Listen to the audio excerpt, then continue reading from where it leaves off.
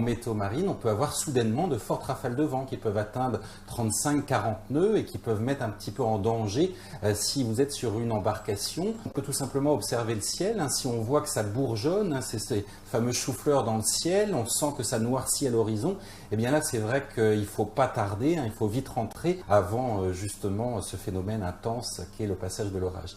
Il y a effectivement des observations faites par les maîtres nageurs sauveteurs. Vous avez également en général d'afficher à la capitainerie les prévisions météo, donc n'hésitez pas à aller faire un tour pour bien observer l'évolution des paramètres météo qui vous concernent. Il faut être très vigilant au niveau du risque à la direction du vent. Par exemple, si vous avez un vent de terre important en cours de journée, on a ce qu'on appelle les brises de mer, les brises de terre. Alors il arrive parfois que le vent vienne de la terre, et bien ça